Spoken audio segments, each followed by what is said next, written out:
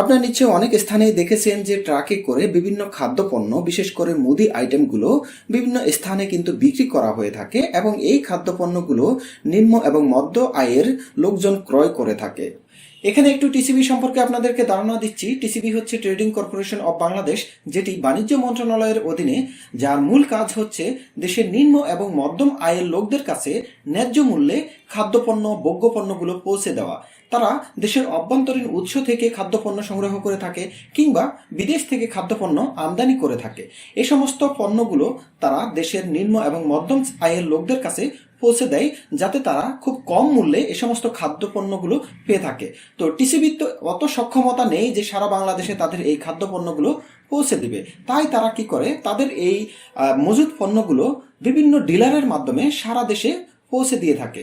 সুতরাং এই ডিলারদের মূল কাজ হচ্ছে টিসিবি থেকে পণ্য নিয়ে যারা নিম্ন এবং মধ্যম আয়ের প্রকৃত ভোক্তা তাদের কাছে এই পণ্যগুলো বিক্রি করা। তো আজকের ভিডিওতে আমি মূলত আপনাদের সাথে আলোচনা করব এই ট্রেডিং কর্পোরেশন অব বাংলাদেশ বা টিসিবির ডিলার কিভাবে আপনারা হবেন, কোন কোন কাগজপত্রগুলো এই ডিলারশিপ নেওয়ার জন্য আপনাদেরকে টিসিবিতে জমা দিতে হবে, বা কি কি প্রসিডিউর আছে, কত টাকা খরচ হতে পারে, বা আপনারা এই টিসিবি থেকে এই খাদ্যপণ্যগুলো কিভাবে আপনারা পাবেন, বা কিভাবে আপনারা বাজারে এই খাদ্যপণ্যগুলো বিক্রি করবেন ইত্যাদি বিষয় নিয়ে আজকের ভিডিওতে আমি বিস্তারিতভাবে আলোচনা করার চেষ্টা করব। তো চলুন প্রথমে জেনে নেই কারা টিসিবির ডিলারশিপ নিতে পারবে। বাংলাদেশের যে কোনো ব্যক্তিই কিন্তু টিসিবির ডিলারশিপ নিতে পারবে। সেক্ষেত্রে আপনার একটি মুদির দোকান থাকতে হবে এবং ওই মুদির দোকানটি সক্ষমতা অর্থাৎ পণ্য ধারণের সক্ষমতা 1 টন থেকে 5 টন পর্যন্ত হতে হবে। এর থেকে বেশি হলেও কিন্তু কোনো সমস্যা নেই, তবে ন্যূনতম 1 টন থেকে 5 টন পর্যন্ত পণ্য ধারণের সক্ষমতা সম্বলিত আপনার একটি মুদির দোকান থাকতে হবে। তো এরপর চলুন জেনে নেই টিসিবির নিকট থেকে ডিলারশিপ লাইসেন্স পাওয়ার জন্য আপনাকে কোন কোন কাগজপত্রগুলো দিয়ে আবেদন করতে হবে টিসিবির নিকট। এক্ষেত্রে প্রথমেই যে ব্যক্তি মালিক থাকবে অর্থাৎ যার নামে আবেদন করা হবে তার 2 কপি পাসপোর্ট সাইজের ছবি জমা দিতে হবে। দ্বিতীয়ত হচ্ছে ট্রেড লাইসেন্সের কপি, অর্থাৎ আপনার ব্যবসা প্রতিষ্ঠানটি অর্থাৎ আপনার যে মুদি ব্যবসাটি সেটি যেখানে অবস্থিত সেখানকার স্থানীয় পরিষদের নিকট থেকে ট্রেড লাইসেন্সের কপি নিয়ে সেটি আপনাকে জমা দিতে হবে। এখানে উল্লেখযোগ্য একটি বিষয় বলে নিচ্ছি, ওই ট্রেড লাইসেন্সের ব্যবসার ধরনে অবশ্যই মুদি ব্যবসায়ী শব্দটি উল্লেখ থাকতে হবে।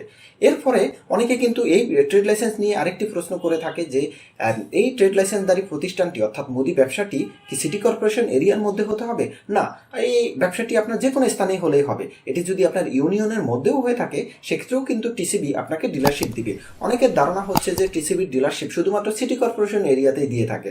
এটি সম্পূর্ণ ভুল। টিসিবি কিন্তু তার ডিলারশিপ সারা বাংলাদেশেই দিয়ে থাকে। সুতরাং আপনার যেখানে আপনার এই মুদি ব্যবসাটি সেখানকার স্থানীয় পরিষদের কাছ থেকে আপনি ট্রেড লাইসেন্স নেবেন এবং ওই ট্রেড লাইসেন্সের ব্যবসার ধরনে মুদি ব্যবসায়ী শব্দটি থাকতে হবে। এরপরে তৃতীয় যে ডকুমেন্টসটি দিতে হবে সেটি হচ্ছে ব্যাংক সলভেন্সি সার্টিফিকেট। এক্ষেত্রে আপনাদের বলে নিচ্ছি, আপনি যে ট্রেড লাইসেন্সটি করেছেন সেই ট্রেড লাইসেন্স দিয়ে একটি ব্যাংক অ্যাকাউন্ট করবেন, কারেন্ট অ্যাকাউন্ট, এবং ওই কারেন্ট অ্যাকাউন্ট থেকে একটি সলভেন্সি সার্টিফিকেট বা প্রত্যয়নপত্র নেবেন। সেই ব্যাংক সলভেন্সি সার্টিফিকেটটি জমা দিতে হবে।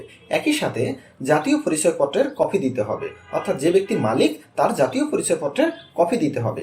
একই সাথে পঞ্চম যে ডকুমেন্টসটি দিতে হবে সেটি হচ্ছে যে ব্যক্তি আবেদনকারী অর্থাৎ মালিক তার টিন সার্টিফিকেটের কপি দিতে হবে। একই সাথে ষষ্ঠ যে ডকুমেন্টসটি দিতে হবে সেটি হচ্ছে দোকান ভাড়া চুক্তিপত্র, অর্থাৎ আপনি যে মুদি ব্যবসাটি যেখানে করে যাচ্ছেন সেখানকার দোকান ভাড়া চুক্তিপত্রের কপিটি আপনাকে দিতে হবে। আর যদি ওই দোকানটি আপনার নিজের মালিকানাধীন থাকে সেক্ষেত্রে ওই জমির নামজারির কপি এবং অন্যান্য যে মালিকানার দলিলপত্র সেগুলো জমা দিতে হবে। এবং সপ্তম যে ডকুমেন্টসটি দিতে হবে সেটি হচ্ছে ব্যাট সার্টিফিকেট আপনাকে দিতে হবে। এটি বাধ্যতামূলক না, যদি আপনার প্রতিষ্ঠানে ব্যাট সার্টিফিকেট থাকে সেক্ষেত্রে আপনি চাইলে দিতে পারেন, কিন্তু আপনার যদি প্রতিষ্ঠানে ব্যাট সার্টিফিকেট না থাকে সেক্ষেত্রে না দিলেও চলবে। এরপরে অষ্টম যে ডকুমেন্টসটি আপনাকে দিতে হবে সেটি হচ্ছে আপনার নাগরিকত্ব সনদের কপি। এই নাগরিকত্ব সনদের কপিটি আপনি ইউনিয়ন পরিষদ কিংবা ওয়ার্ড কাউন্সিলর কিংবা পৌরসভা থেকে খুব সহজেই নিয়ে নিতে পারবেন। তো এই 8টি ডকুমেন্টস একত্রে করে আপনাকে টিসিবির একটি ডিলারশিপ আবেদন ফর্ম আছে, সেই আবেদন ফর্মের নমুনাটি আপনারা দেখতে পাচ্ছেন। এই আবেদন ফর্মটি যথাযথভাবে পূরণ করে এই 8টি ডকুমেন্টস সংযুক্ত করে টিসিবিতে জমা দিতে হবে।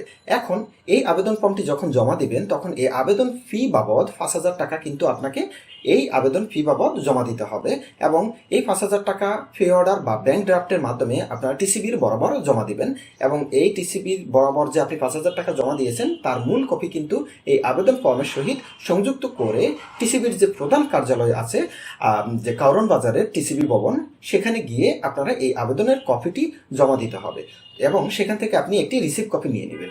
তো টিসিবিতে যখন আপনি এই আবেদনটি জমা দিবেন তখন টিসিবি সমস্ত কাগজপত্রগুলো যাচাই বাছাই করে দেখবে।